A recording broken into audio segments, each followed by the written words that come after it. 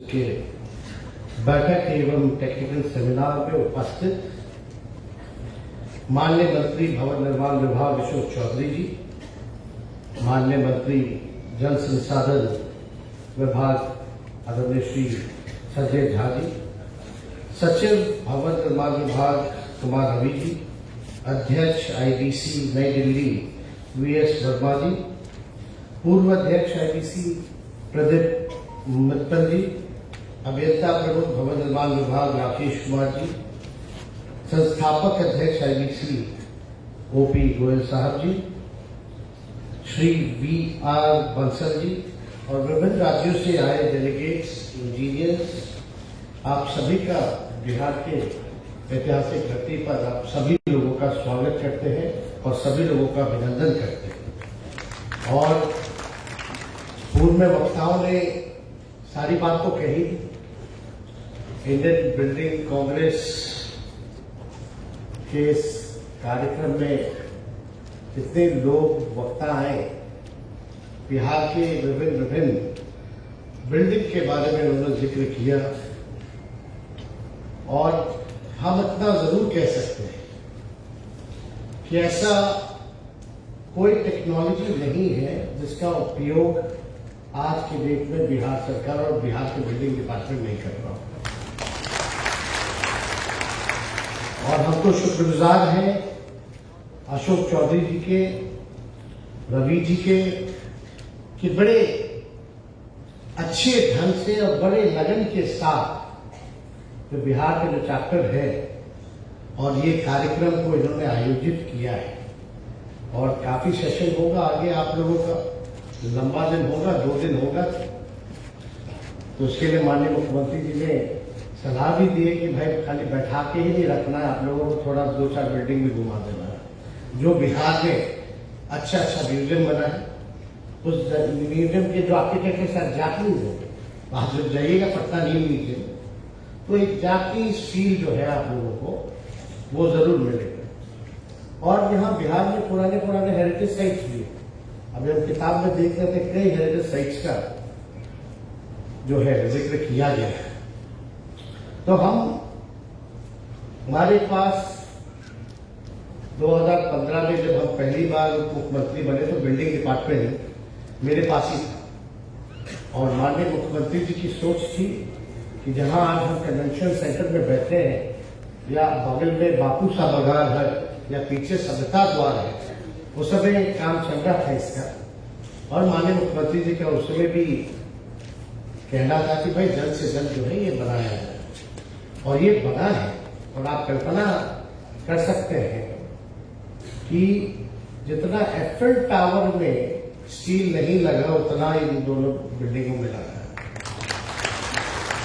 तो आप देखिएगा। और बापू सभागार तो 5000 की कैपेसिटी का है। 2 साल पहले शाहरुख खान आए हुए थे, उनका परफॉर्मेंस था और उन्होंने उस जगह की तारीफ की। आप समझ सकते हैं कि जो व्यक्ति केवल देश भर में ही नहीं घूमा, विदेशों में भी घूमा, और उसने जो है बापू सभागार की और इस कन्वेंशन सेंटर की तारीफ की, तो एक बड़ी बात है। बिहार जो है पिछड़ा राज्य है, गरीब राज्य है, लेकिन काम के मामले में हम सब लोग, चाहे बिहार का एक मजदूर क्यों ना हो, एक इंजीनियर क्यों ना हो, दिल से लगन से मेहनत करता है। आप देखिए, ये बिल्डिंग बनी है, केवल इसमें इंजीनियर्स का तो योगदान है, साथ ही साथ वो गरीब मजदूर का भी योगदान है। तो हम लोग की सरकार जो है नीतीश कुमार जी के नेतृत्व में महागठबंधन सरकार जो नई बनी है, हम लोग सभी लोगों का ख्याल रखने का काम कर रहे हैं। अब बिल्डिंग बनाने के लिए क्या क्या प्रयोग किया जाता है? Use of new technology, state of art practices, environmental friendly buildings और कंस्ट्रक्शन होना चाहिए, ताकि हमारे एनवायरमेंट पे कोई असर ना पड़े। आजकल यही जमाना है, एनवायरमेंट को देखते हुए जो है सारा काम किया जा रहा है।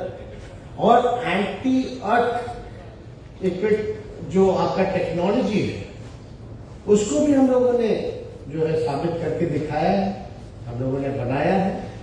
अभी बता रहे थे पॉइंट कुछ अगर स्केल भी हो अर्थक्वेक का, तो भी हम लोग जो है बिल्डिंग का कुछ नुकसान नहीं हो सकता। चाहे वाटर कंजर्वेशन की बात हो, और आप बता रहे थे अभी संजय झा जी, माननीय मंत्री जी, कि आज जल है तो जीवन है, और जीवन है तो हरियाली है, ये भी योजना हम लोगों का आया है।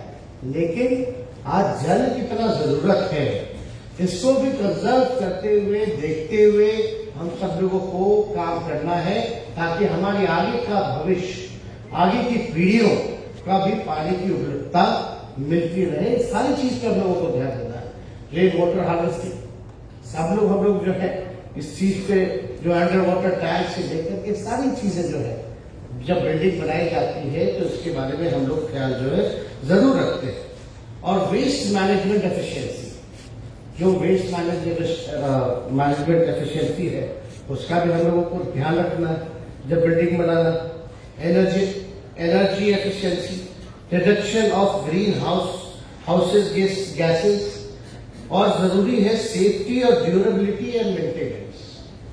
इन सारी चीजों का ध्यान हम सब लोगों को जब बिल्डिंग बनाते हैं तो रखने की जरूरत है, और यही नई टेक्नोलॉजी के आधार पर हम लोग काम कर रहे हैं। और हम अर्बन डेवलपमेंट मिनिस्टर भी हैं। बात होता कि भाई पट्टा में जमीन नहीं है, कोई ऐसा 5 स्टार होटल नहीं है, और यहाँ आप देखिएगा पटना की आबादी लगातार बढ़ती जा रही है और शहर फैल रहा है। लेकिन हमारा क्या कोशिश है, सरकार की क्या जिम्मेवारी है?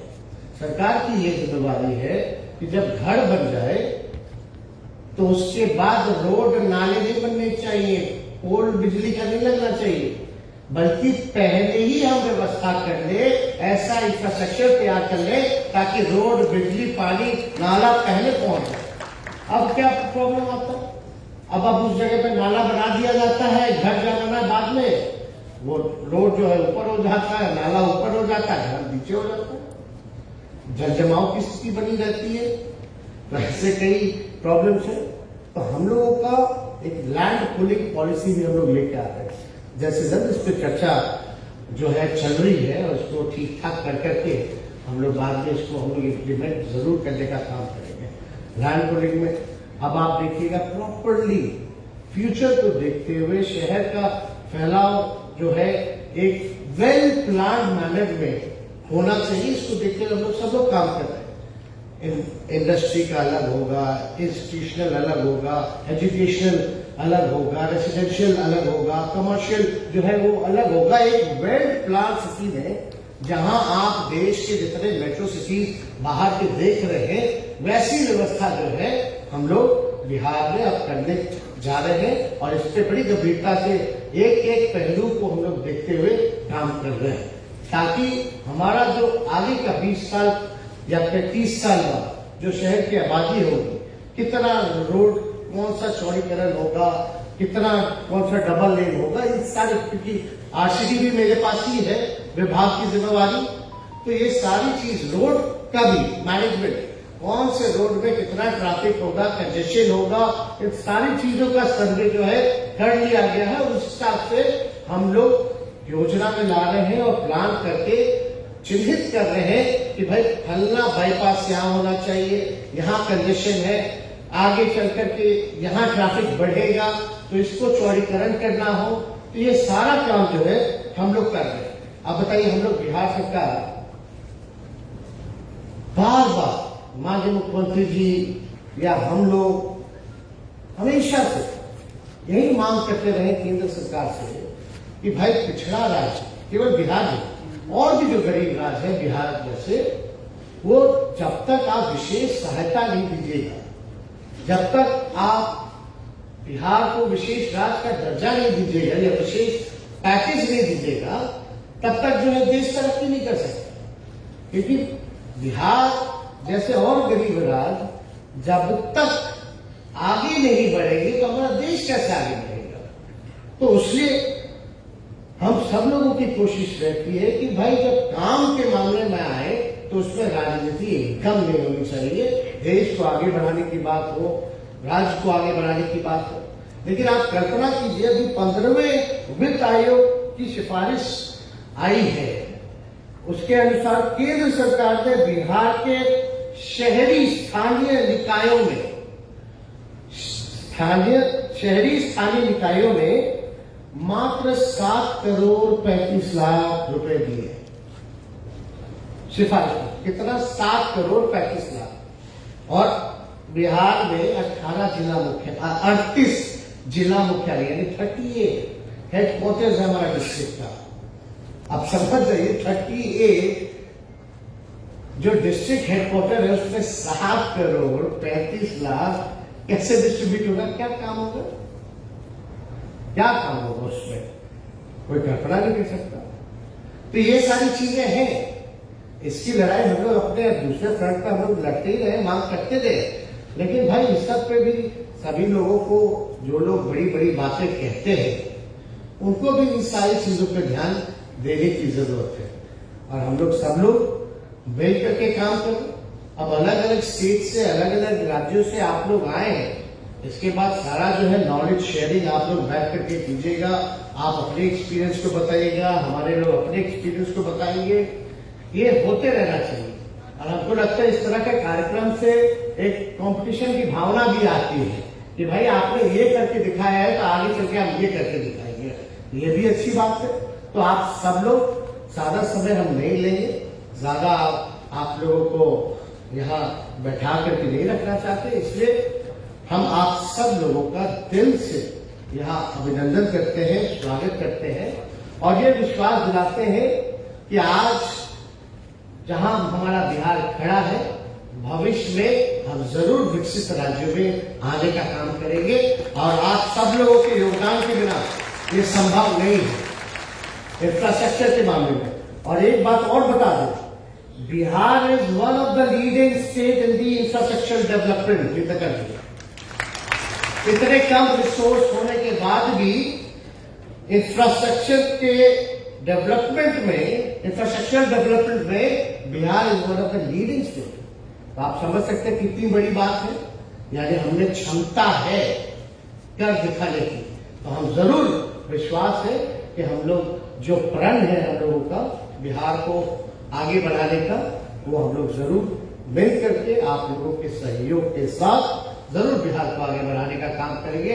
आप सभी लोगों का हम दिल से शुक्रगुजार हैं और आप लोगों को बधाई देते हैं। और आप लोग सब लोग बिहार आए हैं तो लिट्टी चोखा खाइएगा। अभी तो है सारा जो ट्रेडिशनल चीज है। और बिहार में हेरिटेज साइट्स भी बहुत है। शेरशाह सूरी का टॉम यही है। आप सोचिए, शेरशाह सूरी ऐसे थे उस जमाने में, जो जीटी रोड जो है, सोचिए यहां से लेके अफगानिस्तान तक, बंगाल से लेके अफगानिस्तान तक, क्या सोच हुआ करता था लोगों का। और पहले की जितने बिल्डिंग है उस समय सोचिए कि कितना मेहनत लोग करता था। उस समय तो इतना टेक्नोलॉजी नहीं होता था, कुछ नहीं होता था, फिर भी आज देखिए चाहे भूकंप आए कुछ आए, हिलता नहीं, मजबूती के साथ खड़ा रहता है। तो हम लोग तो अभी यही बात कर रहे थे अशोक चौधरी जी से, रवि जी से, कि भाई हमारे पास टूरिज्म डिपार्टमेंट भी है, काहे ने मिल करके आर्कियोलॉजिकल डिपार्टमेंट को बुला करके इस तरह की जितने हेरिटेज साइट्स है जो किताबों में दिया गया है, मिल करके इसको हम लोग मेंटेनेंस का ही नहीं बल्कि पुराने जिस रूप में था उस रूप में हम लोग प्रस्तुत करने का काम करें। तो इसके लिए हम लोगों का ध्यान है। बहुत बहुत धन्यवाद। जय हिंद, जय बिहार।